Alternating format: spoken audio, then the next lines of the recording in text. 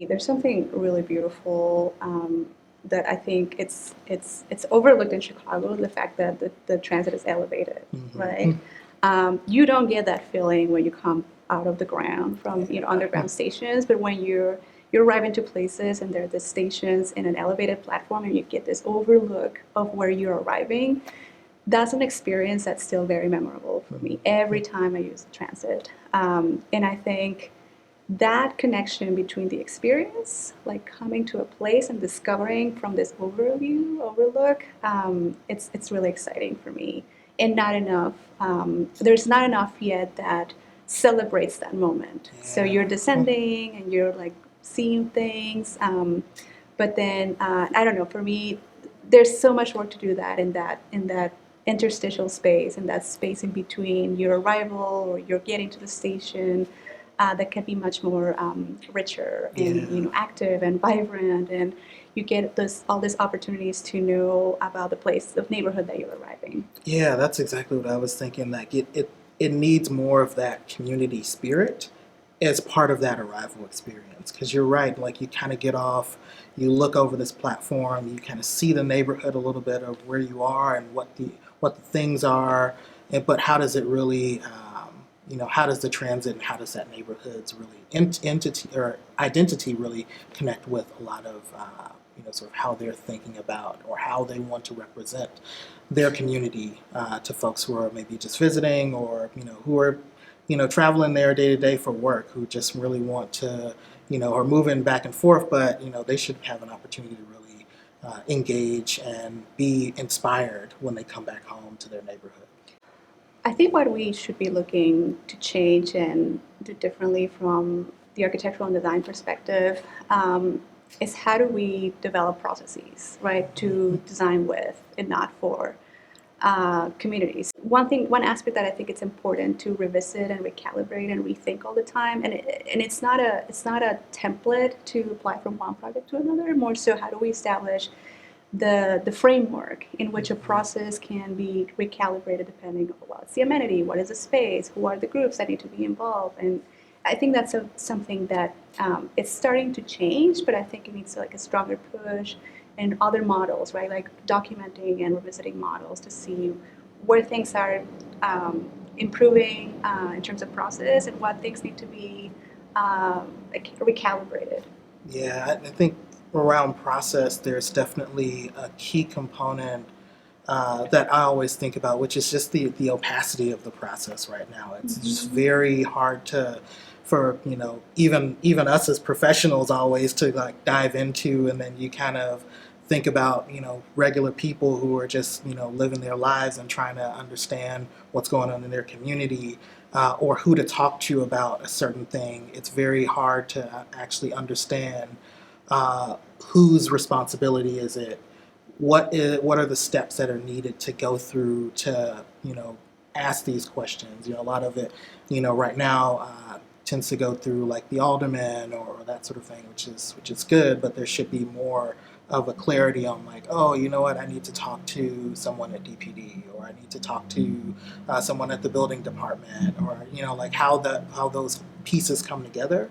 I think needs a greater clarity overall for the city to really have a real impact on the neighborhoods that they're in. And we're in it together as a learning process. Like I think the point about the expertise is something that is huge, just because when you get to school, there is so much of that like pantheon of figures that folks go through, that that was how they made their name for themselves, and that was how they became sort of famous in certain ways as architects, where it was kind of the project or the thing, The outcome. And now it's like how do we really help designers understand that they're only part of the solution, that there's so much that we learn from community through those sessions that make the projects better and make them much more connected to place, much more rooted in place and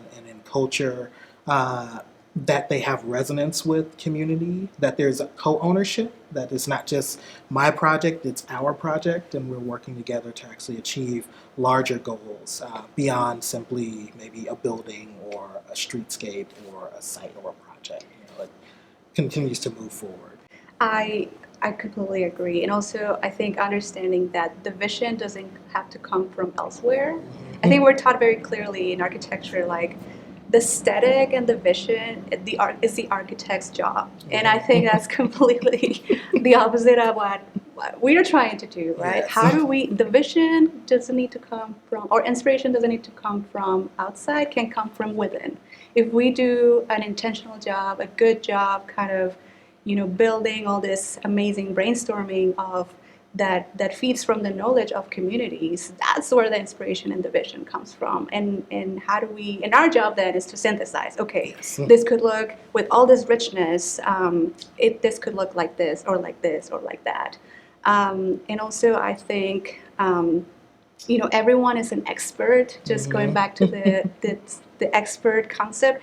Everyone is an expert in their own experience. Yes. And I think just starting to dilute that differentiation of roles and bring in roles that feel more productive and more collaborative, and having us be more like connectors of ideas as opposed to generators of ideas. It's some of the kind of shifts that we need to start embracing, and they're hard to implement, right? It's very integrated in our DNA as trained architects. So a lot of work to do as educators, Dawveed. Yes, absolutely. We've seen so much, about folks who are, doing these design projects and talk about bad community meetings. And they're like, oh, and they kind of accept it as a thing. Like, oh yeah, we're just going to go here, and then they're going to yell at us for like 2 hours, and then that's going to be it. And it's like, well, it doesn't have to be that way. There is a better process to collaborate and connect and, sort of have deeper conversations with community that end up with solutions that are much more robust and also kind of get past that, sort of adversarial relationship. It needs to be owned by community to continue it forward. Because if it doesn't, and we've seen this happen, where there's been projects that have just sort of been, the community needs this, and we're going to place it here, done, and then it doesn't actually have the impact that it's supposed to because there isn't that sense of ownership or collaboration. It's their thing versus our thing. So I think bringing the our into it is when we'll really see the change in the solution happening. I think also, like, this idea of feeling authentic, it has to do with how much we cultivate this feeling of exchange, right? Everyone learns something. Everyone takes away something. Because I also think architecture and design practices have been extractive for the very long time. And, the more that everyone learns something new, and, we as designers, we're learning, what things are important and like how people experience spaces. Community learns about how spaces work, how they get built, how they get financed, how, all this implementation process it has multiple challenges and steps. So I think the spirit of exchange is very important for these processes to feel authentic and everyone connected and knowing that we're all working towards something together. I think as architects and designers, and educated in a very traditional way, I think that has been dominant for multiple decades, is the fact that we need to separate ourselves from the community. This role of the expert, the expertise that we bring to the table, is very intentionally separating us in the way that we supposed to conduct conversations, right? And unlearning that paradigm is a challenge, right? How do you unlearn everything you've been taught for so long and you've been seeing others to practice in that way? So I think one of the things that as designers it's very challenging is to strip ourselves from that paradigm.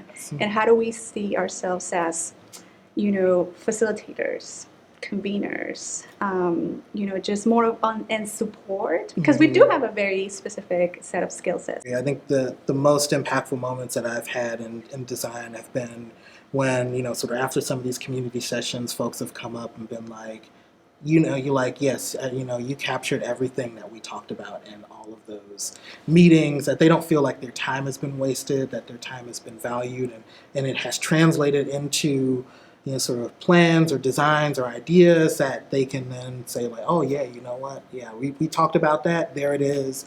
I see it. Great. Yeah. Now how can we move it forward? And it becomes much less of an adversarial relationship. So I think those experiences at the forefront of the design process can inform design, right? Yes, Where do we need yeah. more lighting? Where do we need more transparency? Where do we need protection from, like the elements? And I think just listening to that and trying to synthesize and trying to, visualize like what are the things and experiences that in different public spaces, in different spaces around the stations, around, this very like the half a mile from the transit, like what does that feel like from a kid's perspective, from the mom with a stroller, or like walking with two kids, with from the elder that have a very different speed of walking, from teenagers that walk in groups, right? Often. So how all those perspectives and the process are important to have at the very beginning of any design.